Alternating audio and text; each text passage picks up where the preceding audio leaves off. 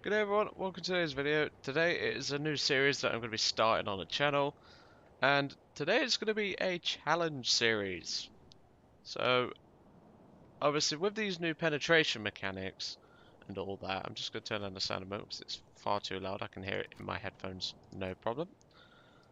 In case you guys are wondering what headphones I use HyperX Cloud 2s. But anyway, less about my headset and all that. Today's video is obviously the challenge video for the H35. Obviously, the H35's APHE round received a pretty significant nerf, as we all know. It's gone down from 28mm to just 13mm. Obviously, to put that in perspective, the Crusader's MG has the same overall penetration, which is just terrible. So let's look over the shell. Well, this thing has got just over half of what you need to actually set off the fuse. And well, I thought this challenge was going to be near impossible. However, thanks to an L333 driver's bad driving, I got this challenge done first time. But needless to say, Dark Angel thought I was lying about it in a way. He was just like, there is no way you got a kill with this shell. I did, buddy.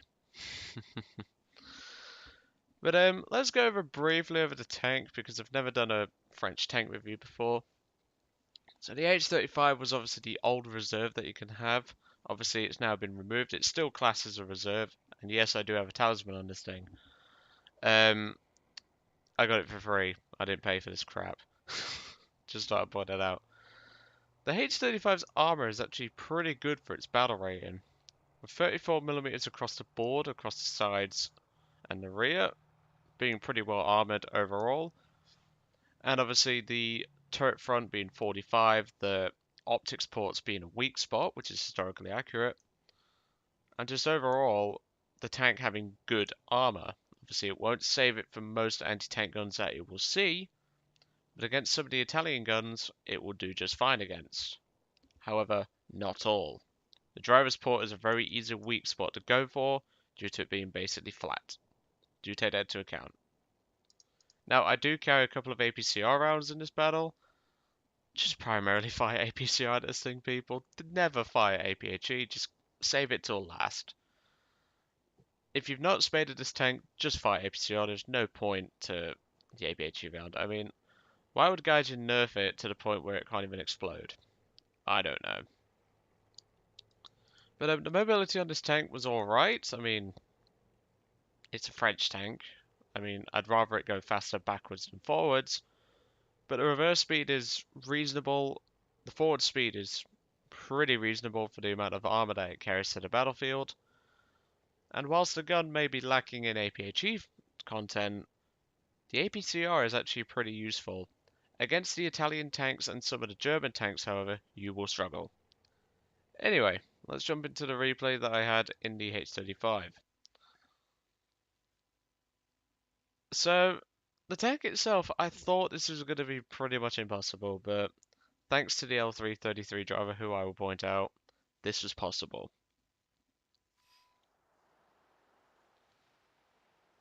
So, we are on Tunisia on a single conquest map in a full-up tier. Joy!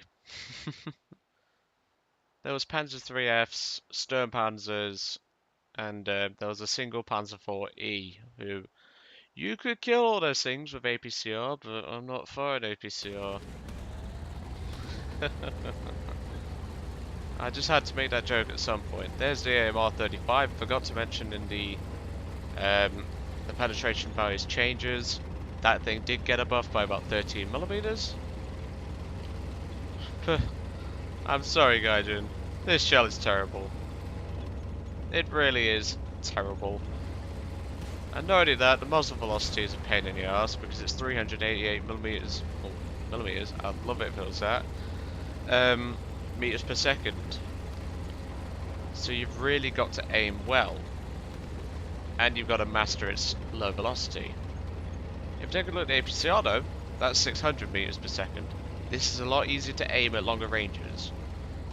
And let's just say it maintains its penetration much better than what the APHE does. But I'm kind of glad they've removed these tanks for less experienced players.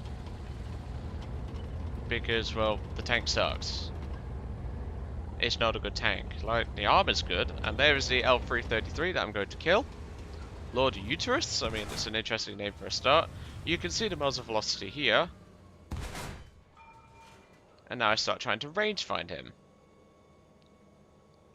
Interesting point of note, I do not use a rangefinder. I have one binded, but it is very rare I need it. And there you can see, poor Lord Uterus has actually flipped his tank. Obviously, I'm trying to find his range at this point. And I score a hit there. And I'm thinking, no way, this has got to be impossible, because that shell should not have exploded, people. But the shell flies through and nails him. And I bet you're wondering why I'm stuck in the gun sight here. It's because I was raving like a person in a concert. Because I've never seen such a bad shell do that well. I mean, yes, he was on his roof, or on his side, sorry. And yes, it was an L333. It's not much of an achievement. But his frontal armor could actually stop your shell, so I'll take it. At this point, I was actually screenshotting it and sending it to Dark Angel to prove that I'd done it. It took me 8 shells to do it, but most of those were range shots because I'm not used to firing a low velocity gun. Now, unfortunately, that is going to be the only kill I get in this match. But even so. I'm going to skip ahead because there's quite a bit of me just stopping the tank and just talking to Dark Angel. I do put a comment in chat. Gotta kill the APHE meme round on this thing. XD, 13mm of pen at 10 meters. Now you can see a Sturmpanzer. And even though the Sturmpanzer doesn't have very good armor, the gun shield is just thick enough.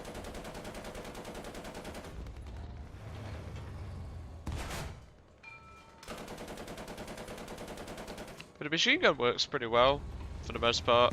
I took out his loader and wounded the commander, so good start. I do get the assist on him later. Now at this point I am actually firing the 5 APCR rounds that I brought with me. Because, well, if I've got to defend myself, now that I've done a challenge, I could fire an APCR round. Which, most of the time may not penetrate the tank, but at least it's a handy backup that can actually pen a tank. I mean, the only tank I could really see myself penning on an enemy team is the M1340s, and even then I'd have to be at their rear. If you want to take into account smaller vehicles, I could take out the Panzer, I could potentially take out the Panzer 3B from the rear. I could also take out the other L333, and I could take out the AS42 with the machine gun, and obviously the Sturmpanzer with the machine gun as well, or an APCR. The thing is to consider is that this shell is just pointless. There's no point to having that shell in your tank. It's why they've removed the FCM 36, and they've also removed the H35, and they put the H39 in the place of this tank. The FCM's just been completely removed. If you still had the tank, don't worry people, you still get to keep them. But newer players that join the game will not be able to access the tank.